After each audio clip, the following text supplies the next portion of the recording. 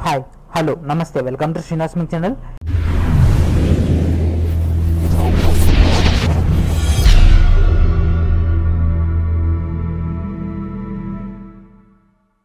ఈరోజు మనం ఈ వీడియోలో ఆర్ఆర్బి జేఈ సంబంధించినటువంటి ఇంట్రడక్షన్ క్లాస్లో CBT1 అండ్ CBT2 సంబంధించినటువంటి ఫుల్ సిలబస్ చూద్దాం. అండ్ CBT1 సంబంధించినటువంటి మొత్తం సిలబస్ అంతా కూడా తెలుగులో ప్రొవైడ్ చేయడం జరుగుతుంది. CBT2లో కూడా మొత్తం సిలబస్ అంతా కూడా తెలుగులో ప్రొవైడ్ చేయడం జరుగుతుంది ఎక్సెప్ట్ టెక్నికల్ ఎబిలిటీస్ సంబంధించి. సో టెక్నికల్ ఎబిలిటీస్ అనే పేపర్ మొత్తం కూడా మనకి ఇంగ్లీష్లోనే రావడం జరుగుతుంది కాబట్టి ఇంగ్లీష్లోనే ప్రొవైడ్ చేయడం జరిగింది. అండ్ ఈ వీడియోలో మనం CBT1 సంబంధించినటువంటి ఫుల్ సిలబస్, అదేవిధంగా ఎగ్జామ్ ప్యాటర్న్ ఏంటిది, ఎన్ని మార్కులు వస్తే స్టేజ్ 2కు క్వాలిఫై అవుతాం, అదేవిధంగా స్టేజ్ 2 నుంచి మెరిట్ మార్క్స్ ఏ విధంగా సాధించాలి, వీటికి సంబంధించినటువంటి డీటెయిల్స్ తోటి ఈ వీడియో ఉంటుంది. ఈ వీడియోని చివరి వరకు చూడండి. ఈ వీడియోని మీ యొక్క ఫ్రెండ్స్ అండ్ ఫ్యామిలీ మెంబర్స్ అందరూ కూడా షేర్ చేయండి. అండ్ ఈ ఫైల్ వచ్చేసి ఈ వీడియో కింద ఉన్నటువంటి డిస్క్రిప్షన్లో ప్రొవైడ్ చేస్తాను, మీరు ఇక్కడికి వెళ్ళి డైరెక్ట్గా డౌన్లోడ్ చేసుకోవచ్చు. అండ్ ఫస్ట్ స్టేజ్ CBTలో కనుక చూసుకున్నట్లయితే పేపర్ ప్యాటర్న్ వచ్చేసి ఓవరాల్గా 100 క్వశ్చన్స్ ఇస్తారు. మనకు ఉన్నటువంటి 100 క్వశ్చన్స్కి 100 మార్క్స్కి 90 మినిట్స్లో సాల్వ్ చేయాల్సి ఉంటుంది. ఎవరైతే ALP ఎగ్జామ్ రాసి ఉంటారో వాళ్ళకి యొక్క CBT1 అనేది చాలా ఈజీగా ఉంటుంది. బట్ ఎవరైతే ఇప్పటివరకు ALP కానీ అదేవిధంగా టెక్నీషియన్ కానీ and group D exam and RPF exam attend కాని వాళ్ళు ఉంటారో వాళ్ళకి ఈ యొక్క CBT1 అనేది కొంచెం కన్ఫ్యూజింగ్గా ఉంటుంది. సో అదర్వైజ్ మనకి ఈ యొక్క పేపర్ అనేది ఈజీగా గ్రాస్ప్ చేయొచ్చు. అండ్ మనకి ఇచ్చినటువంటి మార్కుల్ని బట్టి చూస్తే సో అఫీషియల్ నోటిఫికేషన్లో ఆర్ఆర్బి జేఈ సంబంధించినటువంటి నోటిఫికేషన్ కనుక చూసినట్లయితే minimum percentage of marks for ability in various categories like unreserved 40%, OBC 30%, SC 30%, ST 25%.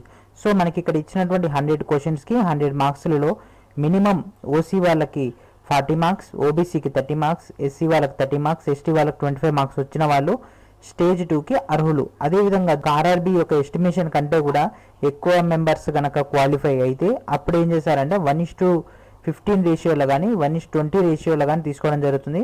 But as per the notification ప్రకారం కనుక చూసుకున్నట్లయితే మనకు 1:15 ప్రకారం ఒక పోస్ట్కి 15 మెంబర్స్ చొప్పున మనకు సెకండ్ స్టేజ్ పిలవడం జరుగుతుంది.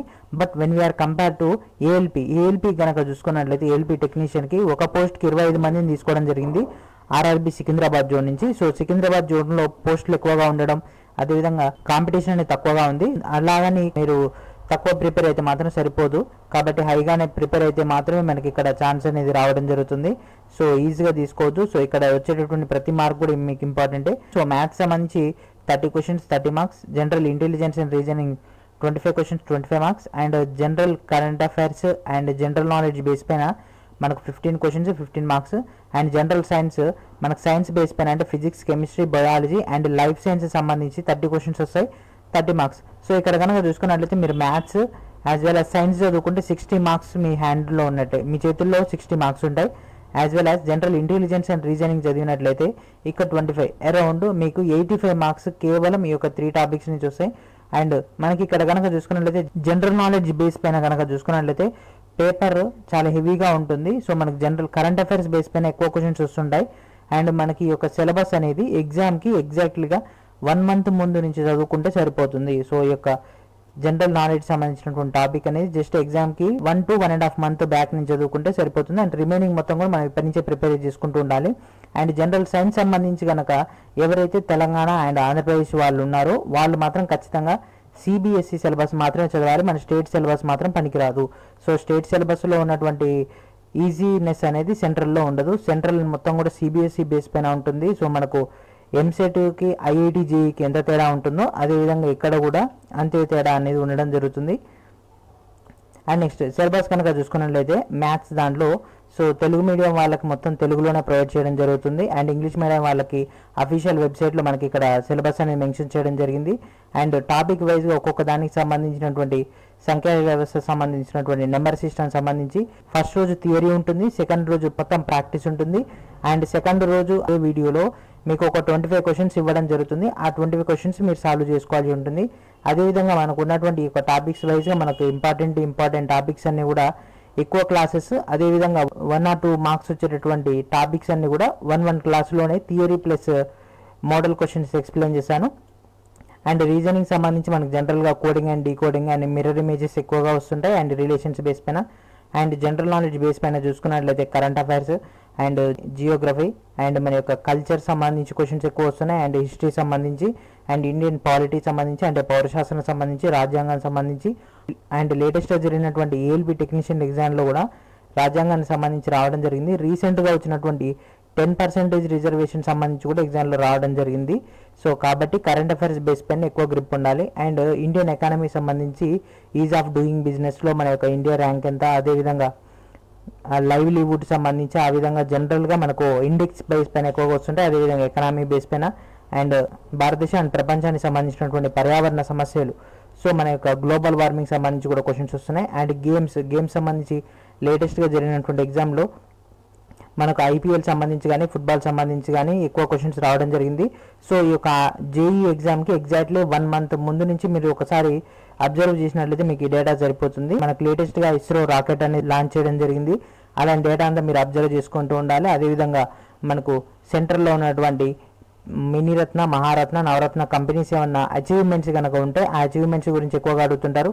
అదేవిధంగా పర్సన్స్ గురించి ఎక్కువగా అడగడం జరుగుతుంది, పర్సన్స్ వాళ్ళ యొక్క పదవుల గురించి. అండ్ మనకి ఇక్కడ కనుక చూసుకున్నట్లయితే ఫైనల్ టాపిక్ సామాన్య శాస్త్రం. సో దీనిలో ఫిజిక్స్, కెమిస్ట్రీ, బయాలజీ, బట్ ఇందులో ఇన్బిల్ట్గా మనకు లైఫ్ సైన్స్ అనేది రావడం జరుగుతుంది. సో లైఫ్ సైన్స్ సంబంధించి మన ఛానల్లో ఆల్రెడీ ప్రొవైడ్ చేయడం జరిగింది. అండ్ మరలా ఒకసారి కూడా మొత్తం జీవశాస్త్రం, భౌతిక శాస్త్రం, రసాయన శాస్త్రం సంబంధించి మొత్తం మళ్ళీ క్లాసెస్ కూడా ప్రొవైడ్ చేస్తాను. సో CBT 1లో మీకు మినిమం 45 మార్క్స్ కనుక బీసీ క్యాండిడేట్స్కి, అదేవిధంగా 50+ మార్క్స్, సో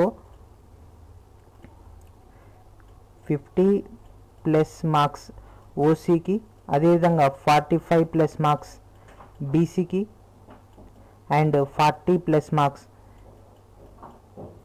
ఎస్సీ అండ్ ఎస్టీకి. సో ఎస్సీ అండ్ ఎస్టీకి 40 మార్క్స్. అండ్ దీంట్లో ఈబీసీ వాళ్ళకు కూడా, సో బీసీ అండ్ ఈబీసీ వాళ్ళకి 45+ మార్క్స్ వచ్చిన వాళ్ళందరూ కూడా సెకండ్ స్టేజ్కి ఎలిజిబుల్ అవుతారు. ఎందుకంటే మనకు రీసెంట్గా జరిగినటువంటి ఏఎల్పి టెక్నీషియన్ ప్యాటర్న్ చూసుకున్నా కూడా సేమ్ ఇదే ప్రొసీజర్ని ఫాలో అవ్వడం జరిగింది.